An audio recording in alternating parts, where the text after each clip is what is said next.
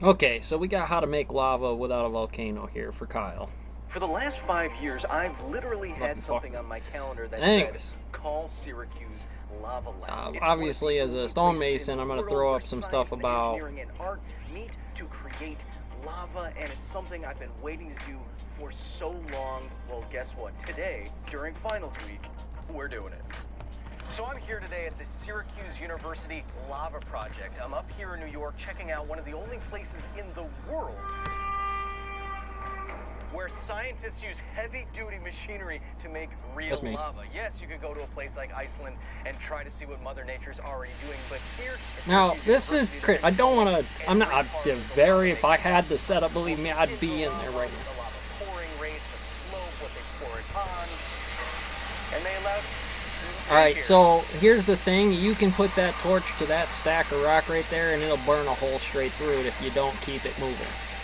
Making lava isn't just as simple as... Now, we actually use the steam inside of here to create a vapor explosion that blows off the saw surface of that edge. After the saw surface is done, it's not quite as good. Like, one, it's harder to test, but you will take micro layers of that rock right off. We're talking like a 1/16 of an inch. Now, this is not the most powerful torch that I ever had, but basically what's coming off of there is molten stone glass. You will never get closer than that torch head getting clogged up with a big ass stone bubble. And coming off of there, yeah, those torches run about 2,000. I just checked it up on Wikipedia. They run oxypropane torches with the biggest heads we get. The highest regulations, factory style, 3,300. And this is how close you're living all day. Now, this is an inside building. This company, it's 90 degrees outside there today where I started when I was making...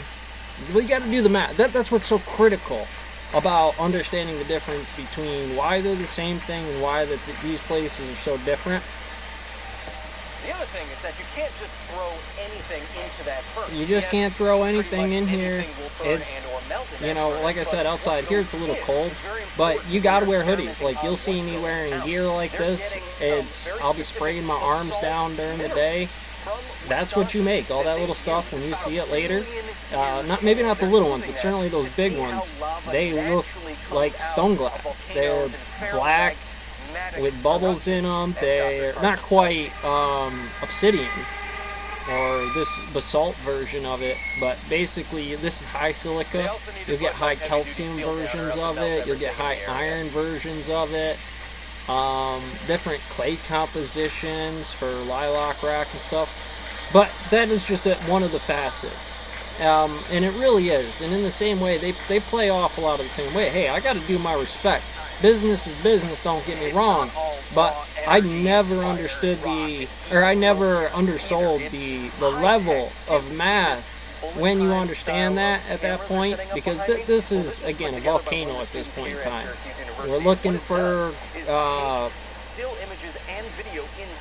on the Reno scale there, we're looking for earthquake waves inside here, but in a much different form. Human body works this way too, and like I said, there are limits to what the human body can do. Put up with outside there, especially when you're burning in the sun standing up. I never got any of those videos inside there. But like I said, you'll see the heat lines inside of it, and we were standing this close to it. It takes some getting used to. You know, there's not any special regulations. This is a big planet, right?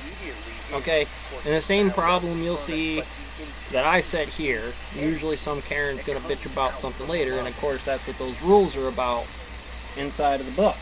You know, I mean, when I'm doing graphing on systems, it's the overall human body in 90-degree days, where I take the standard rule of every 2 hours you get a break, to I'll give you a break every hour for 10 minutes because it's worth you not dying out there in the hot sunshine with that kind of heat differential. Now, the rock may not be glowing like that, but like I said, you're still over that torch and that she is hot. You know, we're going to spray this off right here. It'll be hot until it hits the table, and probably when the saw is done running over it all with the water, it'll cool it down. But it won't, I mean, within a minute she'll be evaporated off. this is pretty processual, and you're going to be stacking this up days on days on days. Some companies leave the torches running, some call them turned off. Now, I know it doesn't seem like the same place, but I want you to understand, if there is a human body inside the terminal,